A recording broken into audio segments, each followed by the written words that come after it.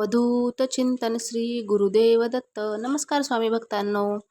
या गुरुपौर्णिमेपासून ते पुढच्या गुरुपौर्णिमेपर्यंत लिखित नामजप कसा करायचा, त्याचे नियम कोणते, वही कोणती वापरायची आणि नंतर वहीचं काय करायचं, तर या व्हिडिओमध्ये आपण बघणार आहोत. लिखित नामजप म्हणजे काय?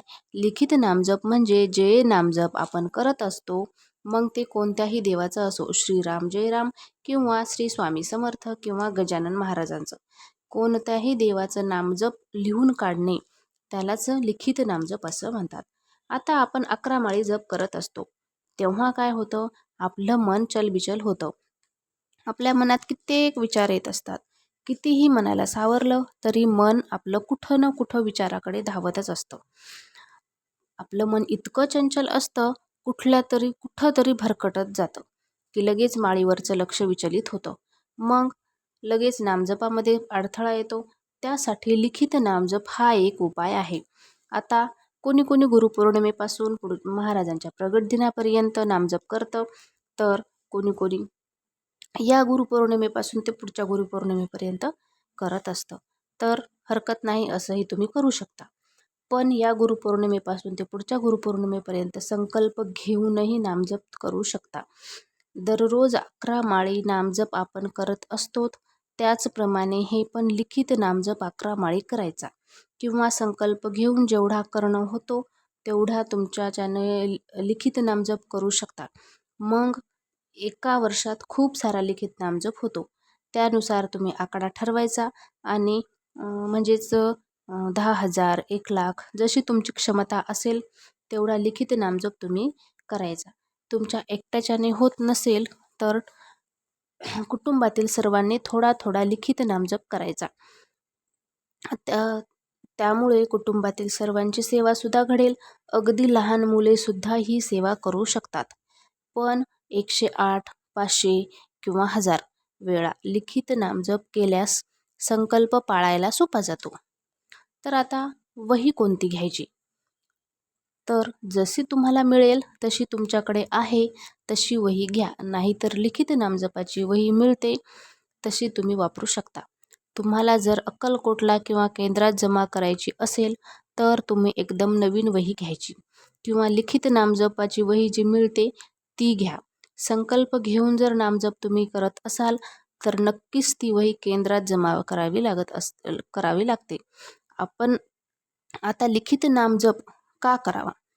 आपण जेव्हा लिखित नामजप करत असतो तेव्हा आपले जे डोळे आहेत, हात आहेत, आपलं मन एकाग्र होतं. आपल्या मनात जप चालू असतो तेव्हा आपले हात चालू होतात आणि मन एकाग्र व्हायला लागतं, म्हणजेच त्या नामाची गोडी लागते. आणि श्री स्वामी समर्थ या नामाची गोडी लागली की समजायचं महाराजांनाही आपली गोडी लागली. आणि महाराजांना आपली गोडी लागायला खरंच भाग्य लागतं. तेव्हा तर आपल्याकडून अशा सेवा ह्या होत असतात. आणि सर्वात महत्त्वाची गोष्ट म्हणजे लिखित नामजप हे कुठेही करू शकता. तसेच मासिक धर्मातही लिखित नामजप करता येतो. कुठेही जा तुम्ही, माहेरी जा किंवा अजून कुठेही जा, लिखित नामजप करता येतो. जगाच्या पाठीवर कुठेही लिखित नामजप करता येतो.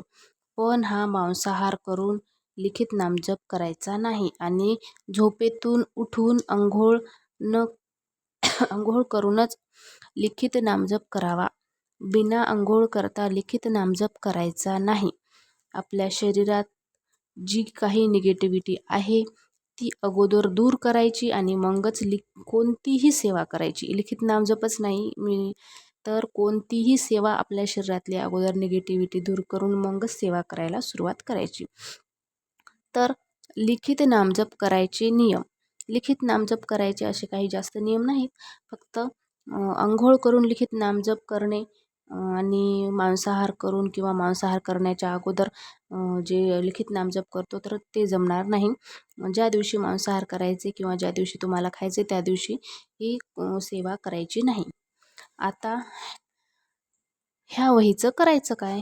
तर तुमच्या जवळ दत्त मंदिर असेल तर तिथे जमा करू शकता किंवा अक्कलकोटला गेलात तर तिथे जमा करू शकता आणि केंद्रात जमा करू शकता.